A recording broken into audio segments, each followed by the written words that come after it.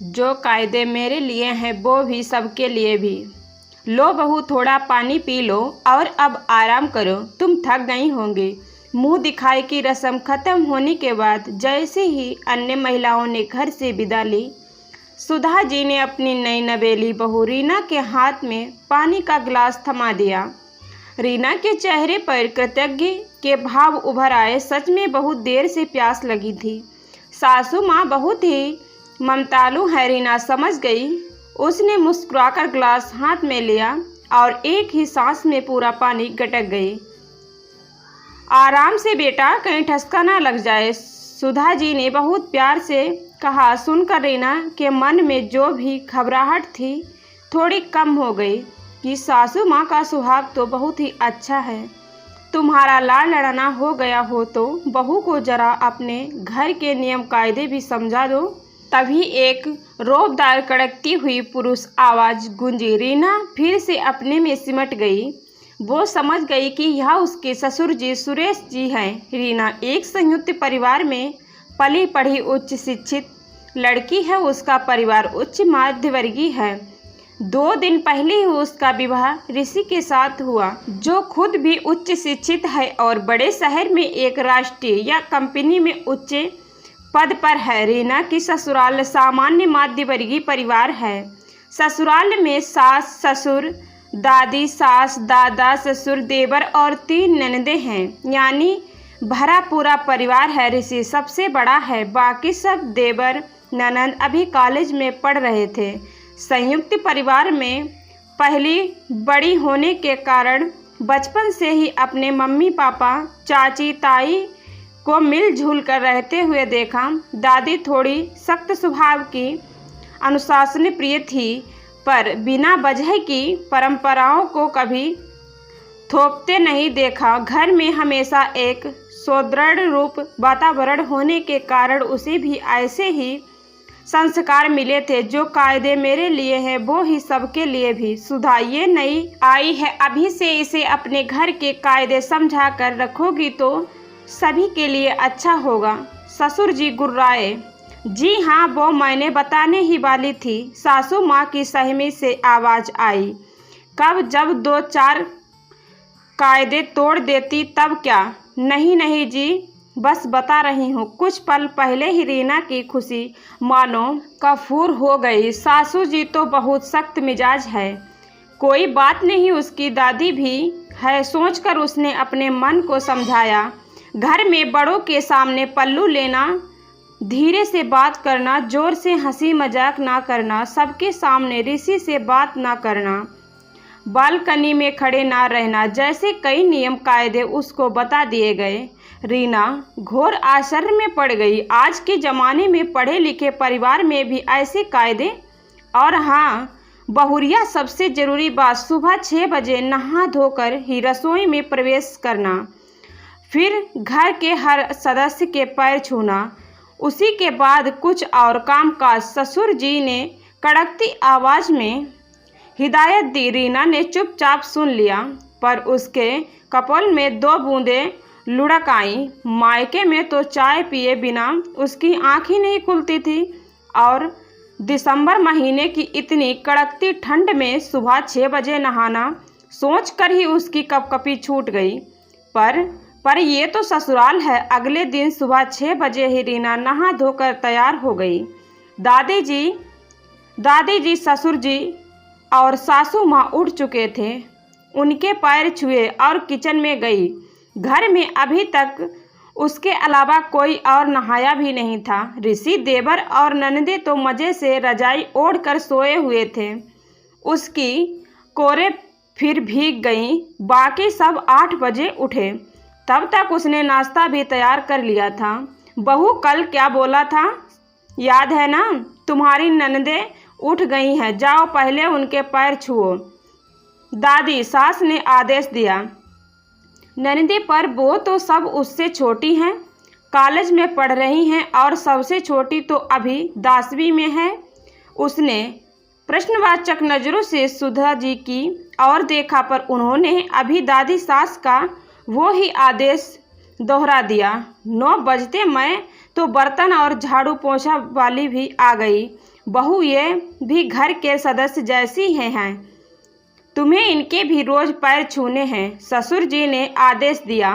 रीना अवक रह गई, कसमसा उठी। उसने मन ही मन सोचा, माना कि काम वालियाँ भी इंसान हैं, आदरणीय हैं, पर रोज उनके पैर छूना, पर ससुर जी का आदेश पहले ही दिन कैसे टालती। जैसे भी वो बर्तन वाली के पैर पर झुकी वो हड़बड़ा गई। अरे नहीं नहीं, ये क्या कर रही हो बहुरिया, हमारे पैर ना छुओ। क्यों नहीं छूंगी, तेरी भी तो बहू जैसी है।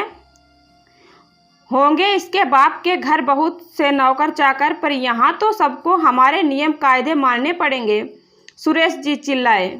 बेचारी दोनों काम वालियाँ सकपका गईं। ऊपर कोई बात नहीं काकी जी, आप उम्र में बड़ी हैं, आप आशीर्वाद दीजिए मुझे, कहते हुए रीना का स्वर भरा गया। उसने उसके पैर छू लिए।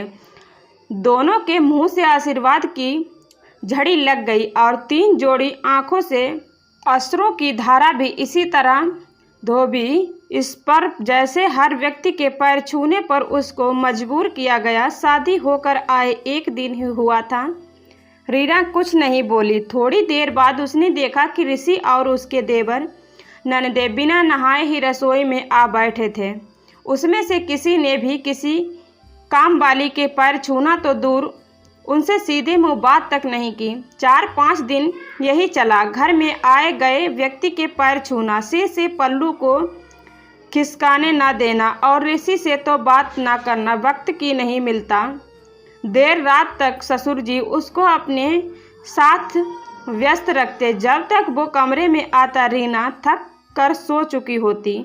1 हफ्ते में ही रीना कुम्हला गई। ऋषि को भी बस रात में ही उससे मतलब होता। रीना को बहुत आश्चर्य होता कि ये कैसे पढ़े लिखे स्वभाव लोग हैं। आदर सम्मान और संस्कार की बात अलग है, पर ये कैसे नियम कायदे। इसी तरह 15 दिन बीत गए। ऋषि की छुट्टियां भी खत्म हो गई थी और उसे नौकरी पर वापस जाना था। सुरेश जी ने रीना को साथ ले जाने से फिलहाल मना कर दिया था। रीना को समझ नहीं आ रहा था कि वो करे तो क्या करे। नई नई शादी हुई थी, मायके को भुलाए नहीं, घर परिवार में एडजस्ट करना वैसे ही कठिन काम था, पर रोज ऐसे कुड़ कर रहा भी नहीं जा सकता। पूरी जिंदगी बितानी है यहाँ। आखिरकार उस रात वो एक निश्चय करके सोई। बहुत अच्छी है, गहरी नींद लगी उसको। सुबह दरवाज़ा पिटपिटाने की आवाज़ से नींद खुली। उसकी तरफ देखा तो बाजू में ऋषि गहरी नींद में सोए हुए हैं। तभी सुरेश की तेज कर्कश आवाज़ उसके कानों में गूंजी। उस महारानी को सूरज सिर पर चढ़ आया है, किसी बात की लिहाज शर्म बची ही नहीं है। सुधा, तुमने उसको समझाया नहीं था क्या एक घर में सबके उठने से पहले उठ जाना है उसको? जी समझाया था, बच्ची है अभी, थक गई होगी। वैसे भी अभी अभी नई नई शादी हुई है उसकी। सासू माँ सुधा जी ने उसका पक्ष लेना चाहा तो क्या घर के कायदे तोड़ देगी? बोल रहा हूँ फिर से, मत सिर पर चढ़ा उसको। घर में मच रहे शोर शराबे से सभी लोग उठ गए। रीना ने घड़ी देखी, अभी 6:45 ही बजे थे। वो अपने कमरे से बाहर निकली और उसने दादी सास के पैर छू लिए। राम राम, ये क्या अनर्थ कर रही हो बहू? जा पहले नहा कर तो आ। बासी शरीर हमें छूकर अपवित्र हो तो मत कर। दादी सास ने भी रोब झाड़ा। रीना ने उन्हें देखा और बोली, दादी जी आप भी तो नहाई नहीं हैं, इसीलिए मैंने आपको छू लिया। उसमें फिर अपवित्र होने की कहाँ से बात आई? ऊपर देख लिया सुधा, तूने कल की आई छोकरी की अब जवान भी खुलने लगी। समझा दे इसे, इसमें और हम में बहुत अंतर है। सुरेश जी चिल्लाए। बेटा वो अभी हमारी नई नई शादी हुई है ना, तो बिना नहाए किसी को नहीं छूना, समझ रही है ना? सासू माँ ने समझाने की कोशिश की, पर मम्मी जी। ऋषि तो बस कुछ पूछते ही रसोई में जाकर बैठ जाते हैं। उनकी भी तो नई नई शादी हुई है ना? रीना ने आश्चर्य से पूछा। चुप रहे लड़की, ऋषि ने अपनी बराबरी करती है। ऋषि समझा अपनी औरत को, नहीं तो अच्छा नहीं होगा। ससुर जी दहाड़ उठे। ऋषि ने इशारे से रीना को चुप रहने के लिए कहा और अपना सिर झुका लिया। माफ़ कीजिएगा पापा जी, जब से आई हूँ देख रही हूँ कि घर के सारे नियम कानून कायदे केवल मुझ पर ही थोपे जा रहे हैं। किसी भी चीज़ को नहाकर छुओ, इसके ना जाने किस किस के गंदे बंदे पैर छुओ, फिर अपने माथे से लगाओ, और वो भी रोज। घर में इतने सारे लोग हैं, कोई और ये क्यों नहीं करता? देवर जी और ऋषि काम वालियों, यूँ धोबी, स्पीपर वगैरह के पैर क्यों नहीं छूते? क्यों उसके लिए वो घर के सदस्य के समान नहीं है क्या? इतने दिनों की सहन शक्ति अब जवाब दे चुकी थी। रीना एक ही सांस में सब बोलती चली गई। मुंह जोरी करती है हमसे, बताऊं तुझे? ऋषि जरा इसके बाप को फ़ोन लगा और बोल कि अपनी बदतमीज बहू लड़की को आकर यहाँ से ले जाए। सुरेश जी अपना आपा खो बैठे। घर में सब सहम उठे। सुधा जी ने रीना को चुप रहने का इशारा किया। सब अब बहुत हुआ पापा जी, अब और नहीं ही, मैंने कुछ गलत नहीं कहा। हाँ, बुलाइए मेरे पापा को, और जिसको बुलाना हो बुला लीजिए। अगर मैं गलत हूँ तो जो चाहो मुझे सज़ा दे दो, पर अब ये अन्याय मैं नहीं सहूँगी। जो घर के बाकी सदस्य करेंगे वही मैं भी करूँगी। जो मेरे लिए नियम कायदे हैं वो सबके लिए होने चाहिए। रीना दृढ़ स्वर में बोली। छी भाभी, हम क्या नौकरों के पैर छुएंगे? कुछ भी मत बोलो। अब तक चुप रहकर तमाशा देख रही थी। तीनों ननदें एक साथ बोल उठी। इसमें छी वाली क्या बात है? अगर वो मेरे लिए घर के सदस्य हैं तो आपके लिए भी है ना? मैं भी इतने दिनों से सबका कर रही हूँ, तब आपको ये ख्याल नहीं आया? रीना की बात सुनकर सन्नाटा छा गया। ये बेटियां हैं और भूलो मत कि तुम बहू हो, दादी सास ने चेतावनी दी।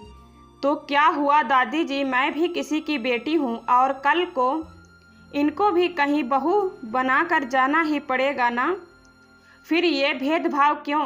क्यों बहुत ज़्यादा जवान लड़ा रही है तू?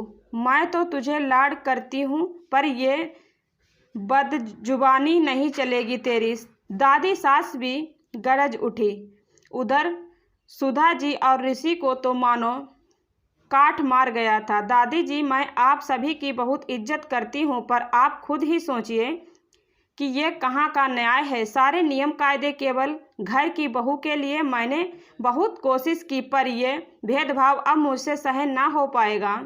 रीना फूट फूट कर रोने लगी। रीना को ये से रोते देख एक पल तो मानो सबको सांप सूंघ गया। सुधा जी ने सुरेश जी की ओर देखा। उन्होंने गुस्से में मुंह फेर लिया। सुधा जी रीना के पास आई और प्यार से उसके सर पर हाथ रखा। तुम सही कह रही हो बहू, घर के नियम सभी के लिए एक जैसे ही होने चाहिए। तुमसे और मेरे बेटे बेटियों के कोई फ़र्क नहीं है बेटा। आज से जैसे ये तीनों बहनें रहती हैं वैसे ही तू भी रहे। सुधा जी की बात सुनकर रीना ने अपनी आंसू भरी नज़रों उठाई। और ऋषि, तुम फेरे लेते हुए रीना को वचन दिए थे ना, तूने फिर अब क्या हुआ? तुझे कहते हुए सुधा जी की आंखों से आंसू लुढ़क पड़े। रीना उनके गले लग गई। उन्होंने जोर जोर से उसे अपने सीने से चिपका लिया। जो कदम वो खुद के लिए नहीं उठा पाई थी, कभी उनकी बहू के लिए तो कम से कम उठा लिया। धन्यवाद दोस्तों।